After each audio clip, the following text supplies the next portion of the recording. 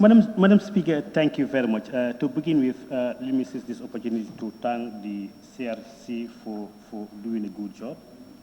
I do appreciate what they did. However, it's my responsibility also to look at their work in detail as a representative of the people. And it's important also reflect the minds, the ideas, and the ideology of the people I represent. Madam Speaker, a lot of issues that I want to raise have already been raised by my colleagues, and as a result, I don't want to take too much of time or to be able to repeat them. However, I want to pick on two issues, in addition to ones that are already raised, to bring that to the light of this General Assembly. That's the issue of the judiciary. I think the issue of the judiciary, that doesn't mean to say that I am downplaying their importance. Of course, they're equally very, very important, like any other institution. But my observation has indicated that there's kind of preference being given to the judiciary, and I will tell you why. That's the first thing is their retirement benefits. And if I just quote from what I've summarized, a retired Superior Court's pension increases as the salary of a serving Superior Court equally of the same level increases. If this is applicable to all other institutions, I am okay. But if it's not, to me, it's judiciary bias. And this also displaces economic burden on our already a fragile economy. The second issue, Madam Speaker, is judiciary budget. And let me close. Point of order, please. Yeah. Papa Flodu.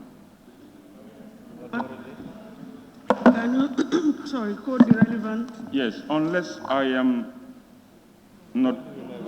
Point of order. Which okay, authority? point of order is okay. Just quote your relevant section 23. And go ahead and Clause 23 of the standing orders. Madam Speaker, no, unless I am not understanding, members are going into clauses of the Constitution and trying to lay their concerns.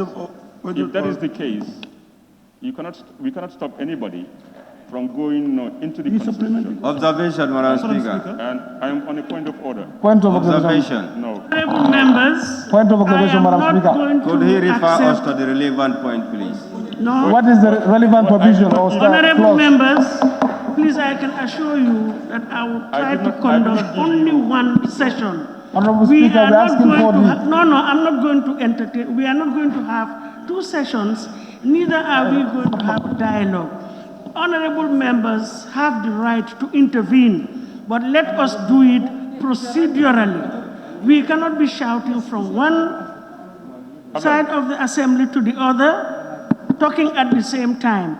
And we, in fact, it's not even permissible. Exactly. We cannot do that. So I just want... So let us exercise decorum. Anybody who wants to raise an objection, a point of order is entirely at liberty to do so. No, okay. Just cite the relevant provision. We will see if it is applicable or not.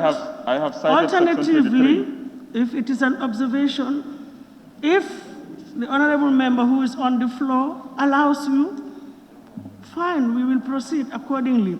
But what we should all avoid as responsible and matured honorable members, let us not be interrupting each other. Thank you.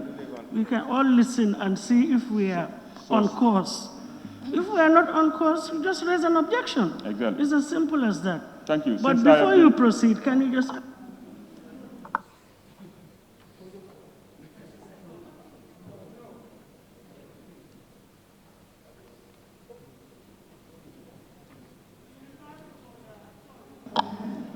Honorable member for Upper Fuladu. Thank you, Madam You Speaker. refer to which clause? I just want, it's nothing to do with what he's saying. I just want to know, come on, guys, don't be silly, man. I have referred to the clause, section 23 of the standing orders. Yeah? I have. Listen, guys, have decorum. Please. Honorable member for Kantora, if you want to address the chair, you can ask for the floor to address the chair, but we cannot be having side meetings. Please, Honorable Member for Upper Fuladu is on the floor. And I will take this advantage now to warn the honorable member. Madam Speaker. Madam Speaker. Please, okay, no. Thank you. No. Thank you. Honorable This Member is violating the for rule of the Upper Parliament, Fuladu. Madam Speaker. This is violating the rule of the Assembly. Unless you don't want to proceed with your... I want to, yes. Then go ahead, otherwise I'll give the floor to somebody else. Thank you. My point is you have raised it time and time again to remind members that we should not go into the details of... Point of order, Madam Speaker. Point of order. It's violating the rule of the Madam Parliament. Speaker, point of order. Point of order. Madam Speaker, let the member confine himself. You said point of order. You cannot correct Point of order. clause. Shut up. You don't know. Shut But up. you don't know. You sit down. Don't try to be here to disturbing people, distracting people's attention. Madam Speaker, that cannot be continue entertaining. You He don't know this is front of that every time he'll be distracting people when they are making their deliberation. Madam Speaker, please be patient. Ask for the floor. Be patient, You Madam have not Speaker. asked for the floor. You have not asked for the floor. And as I said, we are not shouting. We're not going to entertain any shouting. Anybody who wants to raise any issue is at liberty to do so, but it has to be done according to laid down procedure, period. Yes, Honorable Member for Lower Badibu. Thank you very much, Honorable Speaker. I rise on a point of order on the standing order 18th. Any member deviating from these standing orders. That 18, these standing orders may be immediately called to order by the Speaker or by any other member. Rising on a point of order, a member rising on a point of order in accordance with standing order 32(1)A, permissible interruption, shall direct attention to the point he or she decides to bring to notice and submit the same to the Speaker for decision. My point of order here is the honorable member for Upper Fuladu raised a point of order without directing to the Assembly to the point of order he is talking about, to give us the benefit of the doubt. Which point of order It's taken as abandoned. Period. It's taken as abandoned. So we are proceeding. Who was on the floor? It's very simple. Sort it out. He did not proceed, so it's taken as abandoned. So, Honorable Member for Fonyi Berefet, can you continue? Thank you very much, Honorable Speaker.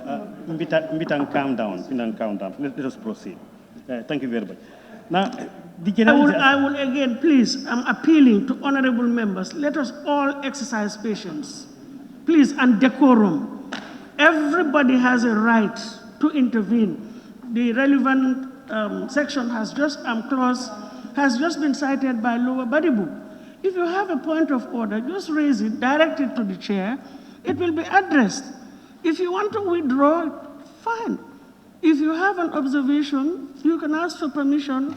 If it is granted, you proceed. If not, that will be the end, and we proceed. But we cannot be just raising our voices at the same time, everybody. We will not hear each other even if we all want to speak at the same time. It's just an appeal, please. Honorable members, let's exercise decorum. Yeah, Berefet, please, thank you. Madam Speaker, thank you very much. It is very important that if members to listen to one another so that we can get the sense of what people are making. That will enable us to make headway. But in general, I'm talking about the issue of the judiciary that earlier I've said have been given economic preference. And I try to explain that.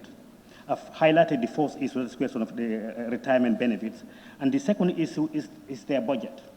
The budget, in considering the estimates, the National Assembly shall not, which is mandatory, reduce their budget. For example, last year's budget, we cannot reduce anything less than last year's budget. And let us remind ourselves, we are a tax-based economy. Our budgeting system is also based on program-based budgeting. Now, if you say a particular institution's previous budget cannot be reduced, what happens if priorities change? What happens if the funds are not available? So that means you have to compromise other institutions which are equally important just like the health, agriculture, and education, to satisfy the mandate of the Constitution. So it's where I have a problem. The National Assembly shall have the power to reduce or increase any institution's budget, which is fair enough, because our budget is based on availability. And prioritize it because we have limited economy and limited finance. Therefore, there's need for we to prioritize our budget and our expenditure. But you cannot say institutions' budget cannot be reduced. For me, that needs to be reconsidered. And in addition, that same fund, the fund, they should become independent the way they manage their own funds, and their funds, the appropriations should be to be deposited to their account on quarterly basis. Emphasis shall be deposited into the accounts on quarterly basis. That takes us to the same issue. What happens if funds are not there? If funds are limited, it means do we have to take from health to satisfy that constitutional mandate? Is where I have a problem. Madam Speaker, in conclusion, it is very, very important that all issues that are being raised be considered. I don't know how do we proceed from that, but it's important that these vital issues that has been raised by the citizens, by fellow NAMs, is worth considering. This will avoid the Constitution being amended several times. I understand the 1997 Constitution was amended 52 times. But if the concerns raised are not being taken care of, I'm afraid this might be amended 2 times, 52. So in conclusion, Madam Speaker, it's important actually that members look at it thoroughly. And that's not just to say, if a particular member objects the passing of this bill, that doesn't suggest that he or she did not make any consultation. It is our responsibility, hence we are people's representatives, to make consultations with our people. And for me, I'm not quite sure whether all have done it, but for me, in passing, I have done exhaustive consultation with my people. And they have come up with certain issues. Earlier I said I don't want to proceed because some of those issues have been highlighted by previous speakers, so I don't want to prolong the discussion and take much of the Assembly's hearts. The issue of constitution has been mentioned over and over by members. That also needs to be thoroughly looked into to avoid what had happened in other countries. I think history has indicated that in Ivory Coast previously, there was a problem like that. So it's a very, very sensitive issue that we need to look at critically. And to sum it up, Madam Speaker, as I said, actually, it is important, finally, that let us take note of all these issues raised. And also let us respect each other's opinions. Now, signing the follow-up with the national to say, I found a group of members who are trying to advocate to fail the draft constitution, let not pass second stage. It is your responsibility to convince. Because as a National Assembly, what you could do is to convince others. But you can't avoid people from speaking their minds. Perhaps some people are not very much informed. If you approach them and try to speak, you may convince them. But failing to do that, but speaking aggressively, will yield no results. So it's important we respect each other's opinion. If you want to make a headway, Madam Speaker, I want to thank you very much. I beg to take mine. Thank you very much. Honorable Member for Jimara. Thank you very much, Honorable Speaker. I think mine will be the shortest. I will also join my colleague to thank the CRRC for a job well done. Honorable Speaker, as at now, I didn't make any decision whether to vote yes or no. I want to make it very clear. I didn't make any decision to vote yes or no until my concerns are answered by the Honorable Minister. And those concerns are, Honorable Speaker, the CRRC make a consultation in most of the regions and constituencies, including political parties. But then I have gone through the final draft constitution.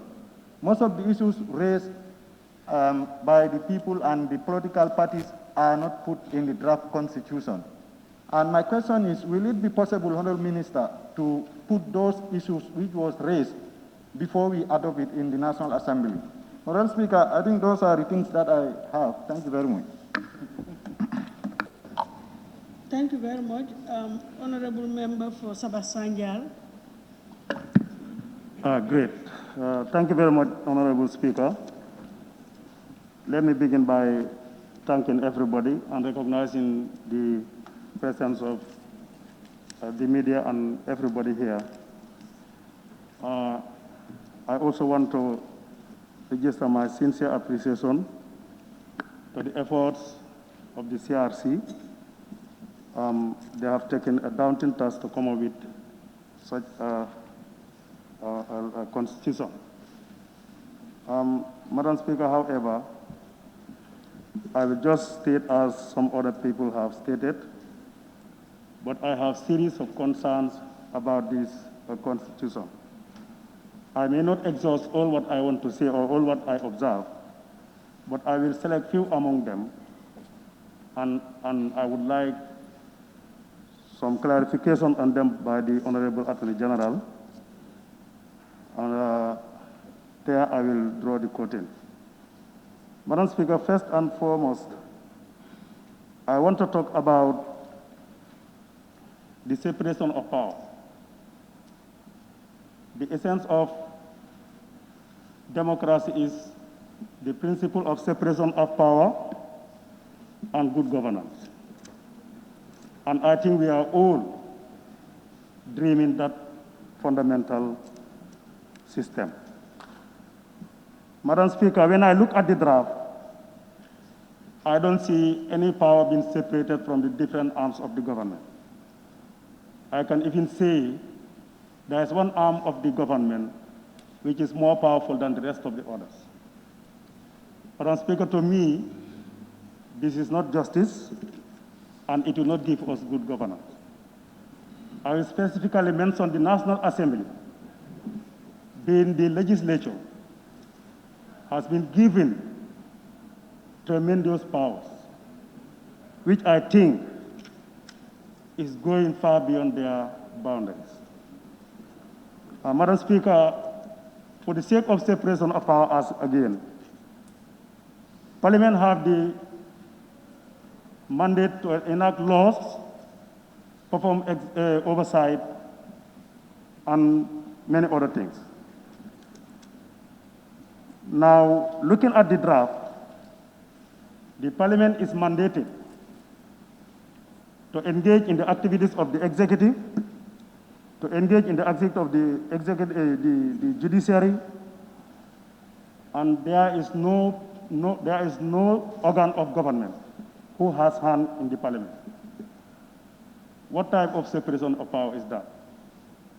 So I am really doubt if we go by this, we are inculcating or we are bringing a dictator Parliament. Today I am a National Assembly member, but tomorrow who knows whether I will be.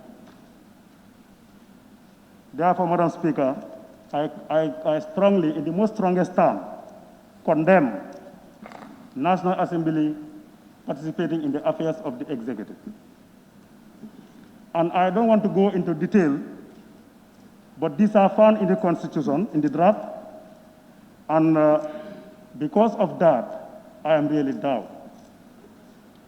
Honorable Speaker, the other arm, which is also given a tremendous power, is the judiciary. If you look at the judiciary, they are equal as all other public, officers. Of course, they are independent body. By the nature of their function, their job, actually, the way they operate should be different from other organs. But the state should treat all officers equally, especially in terms of retirement, in terms of remuneration, and many other things. So, Madam Speaker, what I saw, or what I see in the draft, the judiciary is given a power or given, I don't know how would I even describe this. Because looking at their retirement benefits, you see that as a judge of a superior court or a high court judge, upon retirement, will be paid the salary that he retired continuously, plus his gratuity and other benefits. And this does not apply to any other public officer in the country. And Madam Speaker, the 1997 Constitution denied this Parliament to make a law or to enact a law that will separate or that will discriminate the public officers. That is one fundamental thing I want to mention. Madam Speaker, going away from separation of power, Madam Speaker, I have another concern regarding the civil service again. And that is in section 27. Section 27 of the draft. Madam Speaker, no public officer should engage into any gainful employment if you are employed by the state. Madam Speaker, that law, I cannot subscribe to that. I have to make that clear. Because if you look at the Gambia, even the University of the Gambia, a good chunk of the lecturers there are part-time lecturers. They are employed somewhere, and they took another employment there. Now, if we deny these people to do that, how is our university going to function? Now, if you go to the Gambia College, the same thing. Our teachers, because we have a low economy, the government cannot pay them the right salaries. So they also go for another schools, the private schools, so that they can sustain themselves. Now, if you deny these people that right to go and look for another gainful employment, how are you going to maintain them? Whatever I am saying here is based on my consent and the research I make on this document. I have facts to explain all those things. Madam Speaker, there is a concern to me, and I don't think this is really a progressive provision. It is alleged that the 1997 Constitution was amended for 52 times, but this Constitution as drafted, if we let it pass, Madam Speaker, I can tell you it will go for more than 100 amendments. Because there is nobody who can govern a country under this Constitution. You have a peaceful country. That is the fact. Madam Speaker, if you look at the media, over the past 2 days, they are calling members, they are talking a lot of things. If you look at Facebook, a lot of insults. And people are doing this because out of ignorance, and they are misled, they are misinformed. Some of them don't even have a copy of this draft, and they are saying a lot of things about the draft. I think National Assembly members should be left to do their work diligently and in a very independent manner. Being a member of a particular institution or an interest group does not concern me.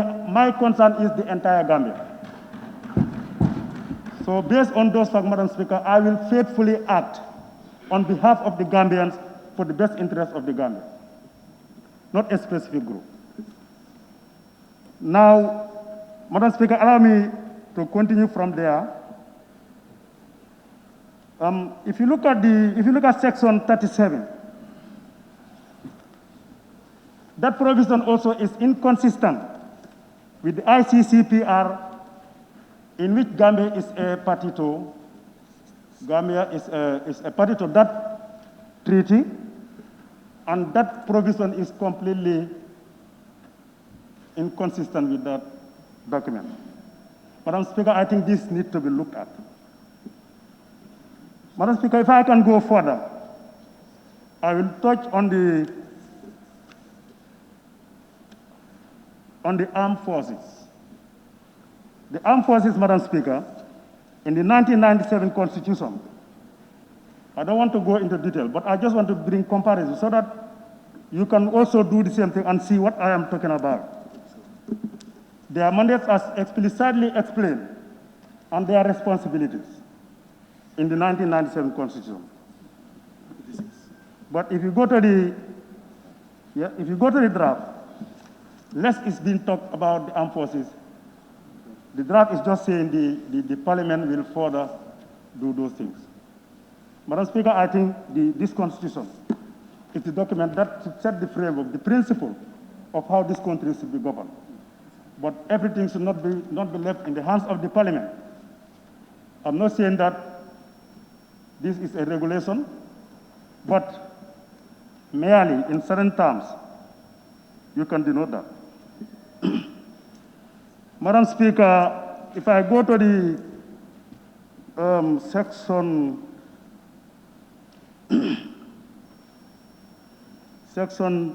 10, section what? In the draft constitution, section 10, where the loss of the Gambia is not enshrined. And in the 1997 constitution, we have those laws protected so that you cannot affect them, you cannot touch them unless and until it goes to referendum. It's not entering, yes.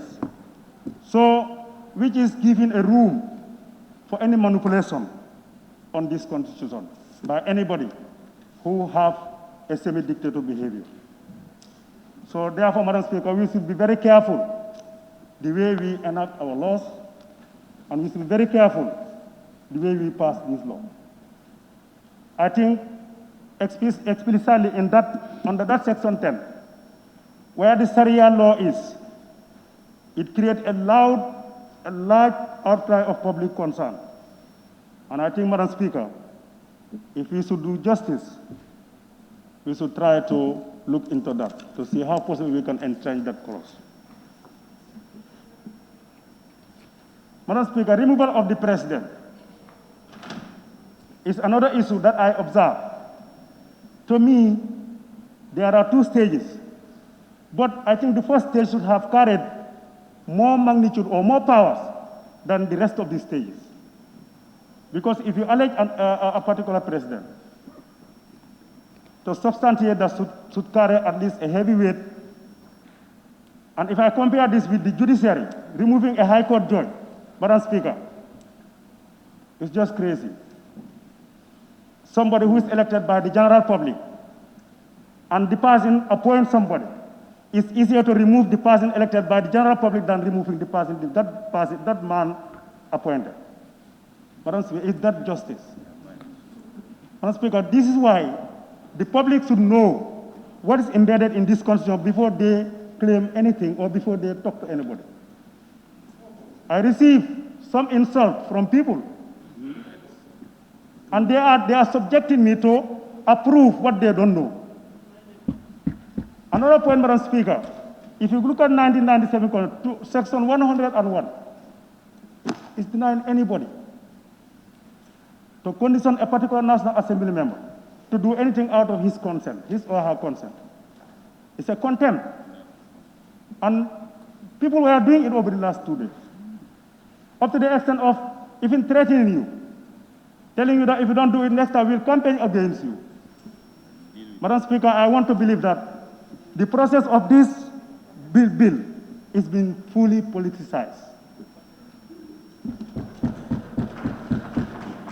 Madam Speaker, on citizenship, it's very important. On citizenship, Madam Speaker, I tend to laugh because when I take a look at the CRC report on page 53, I refer to that page. Consultations were done, especially outside the Gambia, and some views were captured and rated in percentage terms, but the CRC failed to come up with a clause to direct the Parliament as to what to do, but to just tell them that Parliament, it needs to be reconsidered because Parliament will see how best they can rule on these citizen issues. There is this specific group who are claiming to be a citizen of the Gambia, that's the descendant of the slaves. Those people, in history, the West, the Arab, and other civilizations came to Africa here to scramble for human beings. They took our people, our grandparents, and enslaved them. Now children and grandchildren of those people look into their history and identify that some of them, they are part of the Gambia. Their grandparents were from the Gambia. And these people want to come back to the Gambia as a citizen. But this document is still not giving them that liberty. Despite they approached them, consulted them, and 70-something submissions were given to the CRC, but none of those submissions, none of them were captured in the report, neither in the report nor in the draft. Madam Speaker, this is really serious because we are not building a single institution, we are building a country. And I think we should not build a country where in 2-3 days or 2-3 months' time, you will see catastrophe. I think if we are to be honest to ourselves, many Gambians leave this Gambia, go to other European countries, and they are guaranteed citizenship. So why Gambia is denying other people who choose to be Gambians? And they were taken here, their parents were taken here forcefully. And we are saying we don't have time for them.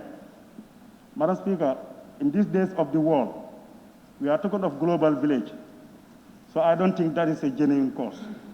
Madam Speaker, I'm sorry for the statement, the term I used, but I am not happy with that. And I think we should also relook at that.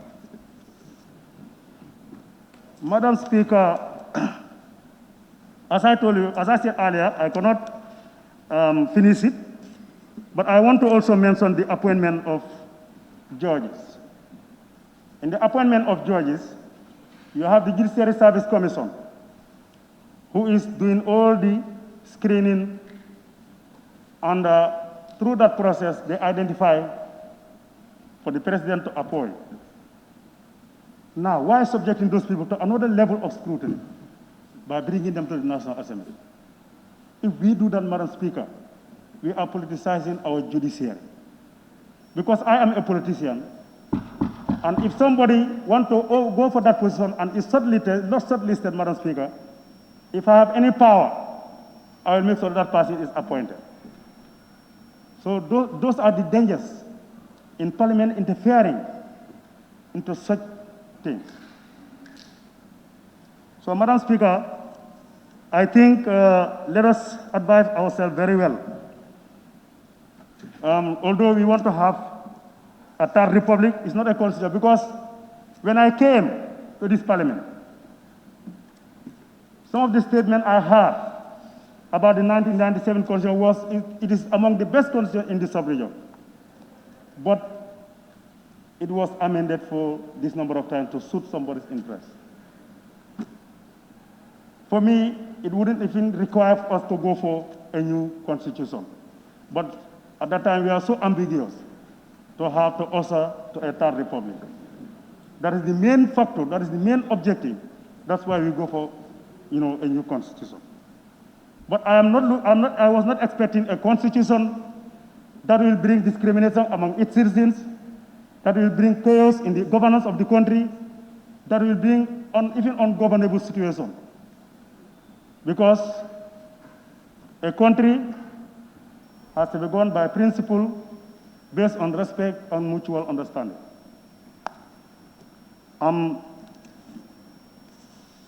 In my conclusion, Madam Speaker, I want to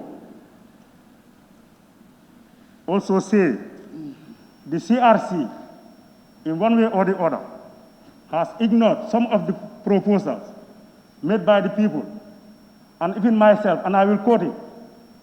And I will give reference to even some people who were there and they attacked me on that. I can fully remember. Madam Speaker, if you go to transitional clauses, Schedule 3, Section 5 is talking about the term of the president, which is another problem that is undermining the progress of this constitution. Madam, let us remind ourselves that we are just a chunk from the population. And those people there are the people who should reflect on our actions, on whatever we do here. Now, if a provision, we are in a transitional period, we should reconcile. I was not expecting such a provision that would bring disintegration, that would bring misunderstanding in the Gambia. For the sake of reconciliation, we should have avoided such provision in this draft. Because the concept of the coalition, we all see what they conceptualized when they came to the people, and what happened. So that purpose was completely defeated. Now, you think about that, you bring another provision that would bring a more, tension situation. I'm really surprised, and I don't want to say it, but definitely, Madam Speaker, I was not expecting such provision in the Constitution. When you have a right, when you are given right by a Constitution, if you want to relinquish that right, or if that right want to be seized from you, those people should console you on that right. I don't know whether they did it. If they consult the president on that, I don't see it in the report, and I don't see it in the draft. And I believe, as people who respect fundamental human rights, they should consult the president about that and know his position. If he is ready to sacrifice, that's well and good. We'll have peaceful and smooth transition. If he is insisting that that is his right and he wants to use his right, we know how, that will inform us how to do the next thing, how to go about the next thing. But, Madam Speaker, how can you just sit there and decide on somebody's right? And this Constitution is also denying us to do that. And remember, we are promulgating this Constitution by using this one. And I took oath when I came here in the first day that I will defend this Constitution without fear or favor. So I cannot denounce my oath. I cannot go against what I oath, what I took oath for. So that is another fundamental thing, Madam Speaker, that I wanted to highlight. Madam Speaker, still now,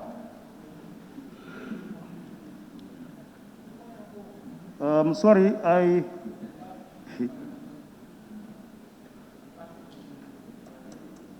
okay, let me just say this. My position on what I said earlier about this provision, I don't see it in the transitional clause because the Constitution is advocating for general election where the National Assembly and presidential election will be held on the same day.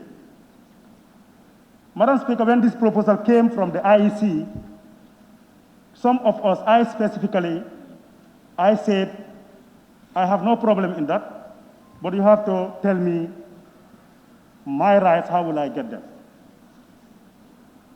Now, in doing that, my time will be sort of 4 months. And what will you do about that 4 months? I also give them scenario. If that is difficult, why not you extend the presidential term for 4 months? And I said, if you extend the presidential term for 4 months, will you not pay the president for 4 months? Will you not pay the president that 4 months? And the Constitution gives us that mandate. They can do that. They could have done that. So, and the response was, this term, when we do that, this term will be seen to be as a full term. It will be, understand, we serve 2 terms. But I further ask, my remuneration, that is my salary, my allowances, and other benefits, how would I get that? And that is not responded to. And when I say that, I will quote him. Mr. Gayso and our Senior Sabali told me, why are you so interested to get that? So those are some of the comments I can still remember. But I said, it is my right. And if you want to take my right, I think I should be consulted on that, and you take my consent on my rights. So fundamentally, Madam Speaker, we give the CRC the mandate the mandate to do in the CRC Act, Section 6. This Parliament enacted the CRC and give them all the mandates that they're supposed to do, and they did it. But in the process, Madam Speaker, some people or some rights are not, respected. And that is why we are having this problem about this Constitution.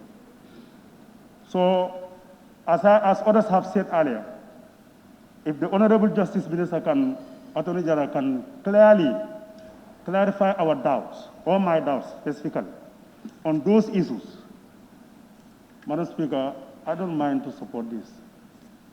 But without that, Madam Speaker, if I'm not convinced to me and to my people, because I consulted them. And they gave me points. They gave me what I should do and what I should not do. However, among the people I consulted in my constituency, I can count three views that are not in the order that are different, 3 different views. But the rest of the views are speaking the same language.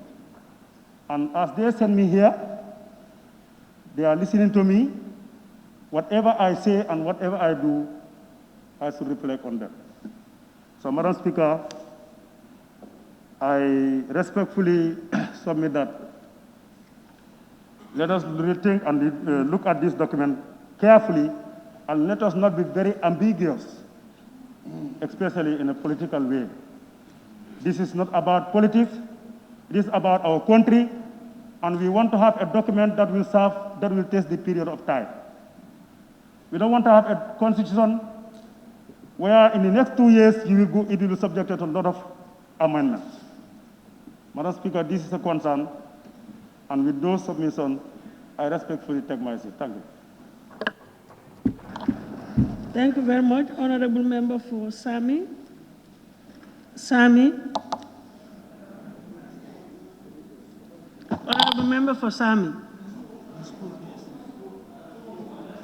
Oh, he's already spoken. Unless if you want me to speak. Sorry, I speak. duplicated him. Then it's Nyani.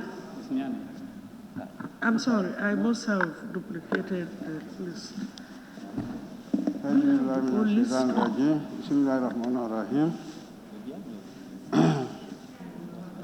Thank you, Madam Speaker, for giving me the floor.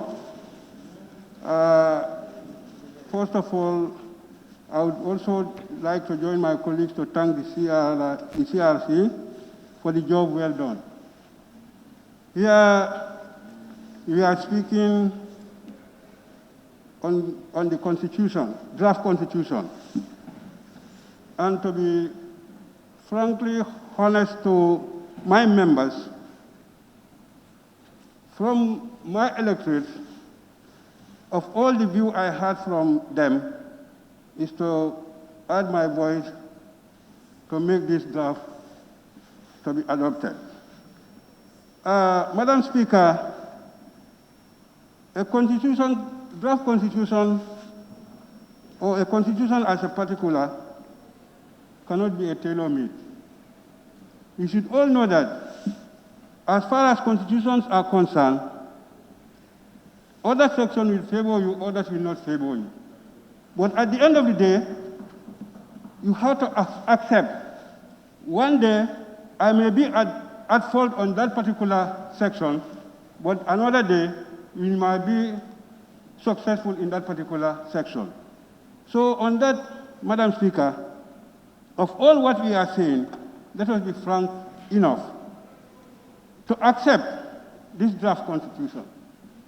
A lot has been said, and the commission also has been going around consulting people about their opinion. And all those things cannot also be factored in this draft constitution. But what we will understand is that at least most of the important issues have been elaborated in the Constitution and well spelled. So I think, Madam Speaker, there is nothing wrong for people to say their opinions.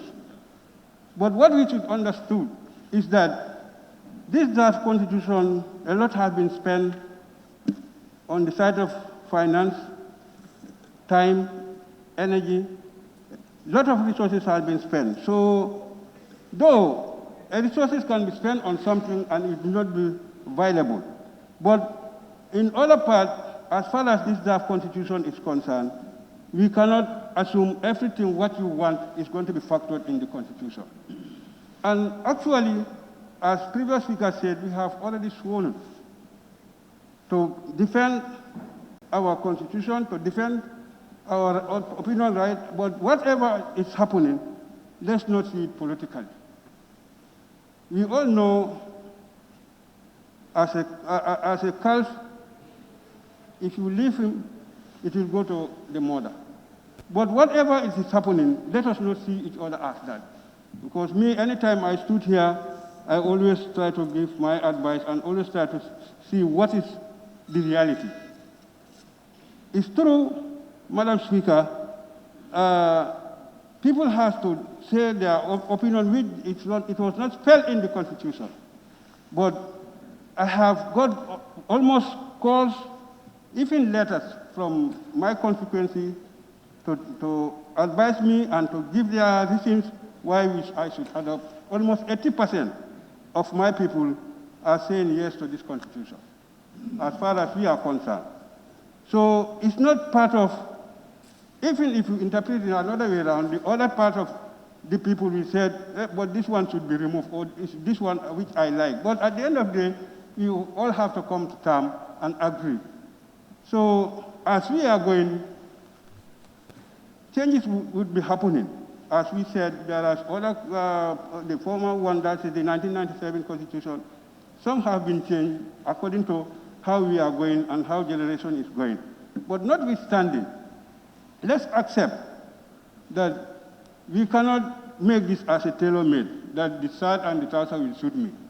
But you can assume that I can put up the shirt, but the trouser maybe one day, it will also fit me.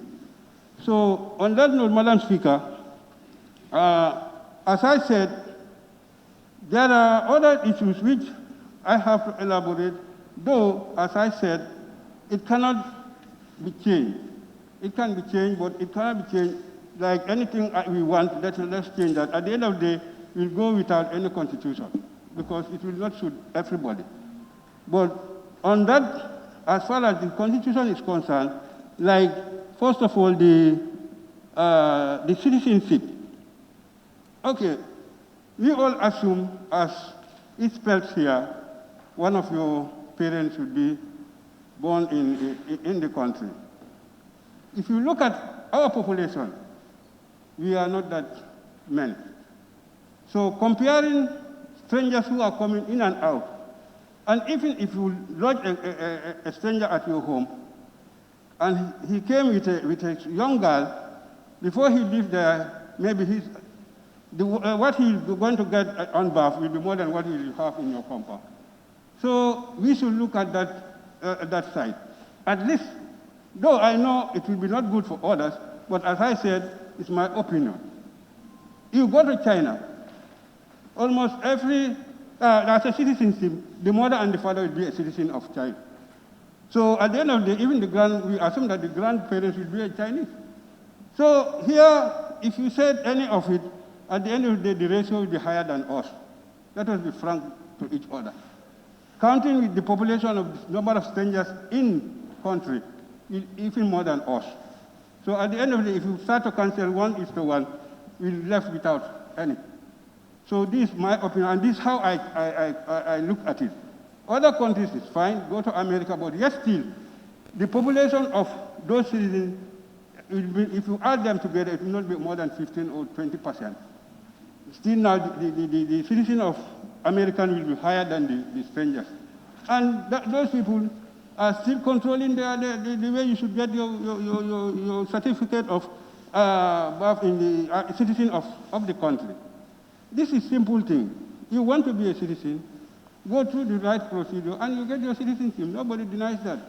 So, Madam Speaker, this is how I see as far as the citizenship is concerned. As I said, I have seen here 7 administrative areas. So I would love, at least these administrative areas depend on the councils and on the regions. If we would have got our part of our region as Sierra North to be its own region also, I would love that. But maybe gradually, people will, the members, subsequent members will consider at least we have our own region to add it for other regions, because it's a large region, and if you compare it to other regions, still now, we are joining one region, that is Janjambure. So, but notwithstanding, if they would have, because we have already stated it, and it was being a concern to us, so that we can have our own region, that is Sierra North. So But unfortunately, it didn't factor here. So the other one, Madam Speaker, is true. As I said, the other thing I have seen, you see, if you are in a position, you should also foresee for future. Today, we are all members. One day, one will be a president, who knows? So actually, giving the whole power to the National Assembly member, the executive, like the president, didn't have that power. One day you need it and you cannot get it. But what is the most important, if the president has appointed, not matter of nominating and bringing it to the assembly for us to approve. But what is important here is let it factor all the criteria, how a minister should be appointed. And what I didn't see here, at least that particular minister should have an institutional memory. That's the most important thing, and other qualification. But if you bring a minister in an institution where he didn't have that institutional memory, that's always the problem on appointment. But what is most important, I think, for me, one day, among us, one can be a president. And that day you want to appoint, and your appointment will not be approved without coming here. So that's the person, actually, I really wanted to see that at least we give some power to the executive, like the president, so that whatever he's appointing, let it have all the criteria. The only one I didn't see here is the person should have an institutional memory. Madam Speaker, the other one also is term limit. Wherever we have problems, especially in Africa, it's about long stay of office. If I know I leave office next year, I'll try all possible means to see how best I can able to cope with people, because I know I'll leave that office. The Mandinka proverbs normally said, a bull which is going to be slaughtered tomorrow, you need not to measure the horn. So if he knows that he is leaving, obviously, everybody who wants to be in that office will also be accepting that this is just about time. One day he will remove that. But somebody who will be staying there, you never know whether he will die before you or you will die before him. Obviously, you will be in a rush for him to be removed. So African leaders, this is not even the president, even our association. You will be in the association, you said that association, you are the president of that association. People wanted to remove you, your time limit is elapsed, you don't want to leave. And at the end of the day, you said, I don't have anything in this association, but you will not leave. So these are problems. So we try to make sure that this time limit at least is good in the draft constitution, because at the end of the day, everybody will know that 5 years, after 5 years, the next 10 years, it's not short if you are healthy. 10 years is not that long if you are healthy. So I think we should bear with that. And the second term, we left by yourself. The first time, people will vote for you. But the second one is just like us. All what we are saying, our electors are hearing from us. And they send us here as a representative. They know what we are saying. And on that note, they will see how they will be voted for me for the next 5 years. So whoever is here, you know from here whether I will be voted for the second term. Because it will be left by yourself. The first one, you will say everything what will be good for them, for you, but at the end of the day, they will assess that what you have been saying to them, whether that was what has happened, then they will put you in on the second term. So for that second term, and then you also will know that that's my end of the position. So being that I think to stay long in a position, this is why even the civil servant, you are pensioned at the age of 60. Because you cannot be staying there for life. There is no position which you may assume you stay there for life. So, Madam Speaker, that's my concern on the term limit. This is the problem in most African presidents. We will take for a period and say, let's renew it, or let's change the constitution. And what we wanted to understand here, Honorable Minister, is we are saying 10 years or 2 terms. All what we know and all our electors know is 10 years in a position. already he stood for 5 years, and he's looking for another 5 years. That's the way most of the electors are seeing it. And I think that's Order, or are you referring to him? Just clarification. You want clearance from him? Yes, that's what I'm saying.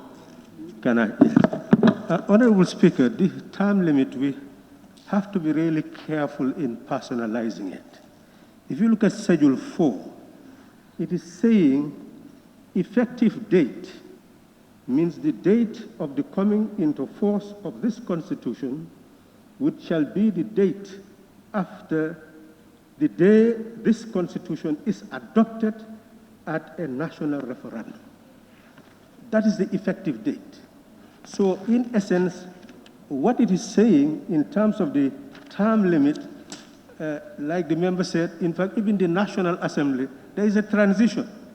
We do not break. What it says here is that 5, term of office of the incumbent president, that the person duly elected president of the Republic prior to the effective date and serving in office as at the effective date shall be the first president of the Third Republic of the Gambia and shall continue to hold the office of president in accordance with the provisions of this Constitution. So essentially what this is simply saying is that by having the Constitution adopted, it comes into force. So when it comes into force, whoever is there will be considered to be the first president of the Third Republic. That's all it is saying. And it's continuing to serve.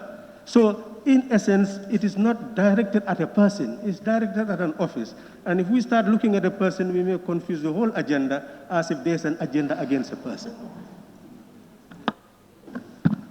Thank you for that. I think all what we wanted to know is it's already been cleared. And as he said, we are trying to adopt the Constitution. And at the end of the day, if the Constitution is adopted while anybody who is in position will start it even wherever he is. So all what I wanted to elaborate was that long stay in office. So at least we should factor that very well. Madam Speaker, the other one is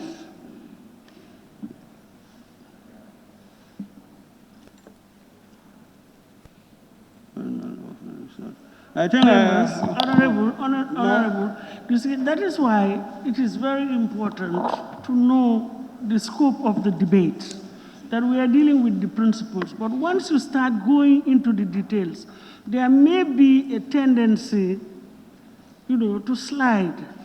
And maybe that may even cause some misinterpretation. And I don't know. I'm not saying that it is, but it is a possibility. So if we can just confine our interventions, debates on the merits and principles generally of the bill, I think we would be doing the proper thing. Thank you. Thank you, Madam Speaker. As I said, a lot has been said. I here stood and represent my constituency. And as I said, what I hear from them, and during my consultation with them, they really accept the draft constitution. Almost vast majority whom I have been hearing from, and I even got a letter from the youth of that constituency of their concern to make sure that I try to be part of the members who are going to accept this draft constitution. So on that note, Madam Speaker, I just said these are my opinion and the opinion of my constituency that we join in hand so that we can able to adopt this draft constitution. On that note, Madam Speaker, I take my seat. Thank you very much. Honorable Member for Kumbo East. Thank you very much, Honorable Speaker. Honorable Speaker, I must also join my honorable colleagues to thank the CRSC for their job well done, because it's not an easy job actually, because they have to go all over the country as well as outside this country to gauge the opinions of the people. Honorable Speaker, no constitution is perfect, simply because it cannot get all the wishes and aspirations of every individual. But as I am speaking to you, I think quite a number of Gambians are very much satisfied with the content of the draft constitution, and I believe a lot have been given a consideration. Honorable Speaker, if you go into the draft constitution, you realize that the establishments and composition of the local government authority is a step in the right direction. Because these local government authorities at the 1997 constitutions, they cannot be an autonomous on their own because they rely on other people's authority. But this time around, they are really relying on their own authority because this will have a positive impact on the life and livelihood of the people within their localities. Therefore, it is good to go. I 100% support this bill, and I believe, this draft bills rather, and I believe I am speaking from my conscience and the people I am representing, because every individual, whosoever is here, is representing people. Therefore, it is quite cognizant of the fact that one have to speak for the people that they are representing. Honorable Speaker, if you go into the detail, in fact, if you just go to the draft constitution, you realize that there are so many provisions that have been captured that has some conformity with the international standard. With the nomination of the cabinet ministers, confirmation by the National Assembly is in confirmation, and it is in conformity with the international standard. So I don't think there is any problem in that. Honorable Speaker, if you go, you will realize that there are cultural rights, rights to labor practices, and the right to clean environment, economic and social rights, and rights to elderly. These are our social norms and values. So I think it is going to go for us to actually support this very important bill, and I believe there's not more to be done about this, and I don't think I have to go the Assembly with a lot of discussion on this issue. I definitely support the bill, and I'm urging all honorable members to support this very important bill. And on that note, Honorable Speaker, I thank you very much. Thank you very much. Honorable Member for Olyundum.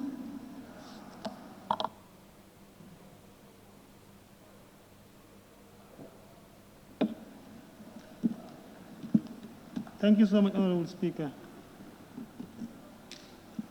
Thank you for giving me the floor. Honorable Speaker, first of all, I would like to thank the Constitutional Review Commission for having taken the procedures or the mandate given to them to bring the Constitution that is tabled before the National Assembly for consideration. Honorable Speaker, my colleagues in the National Assembly are all speaking their minds as to exactly what we have in the draft Constitution. And this is exactly what I am going to do as well. Having gone through the Constitution myself, with consultation with electorates or constituents in my own constituency, we have found a lot more deficiency in the Constitution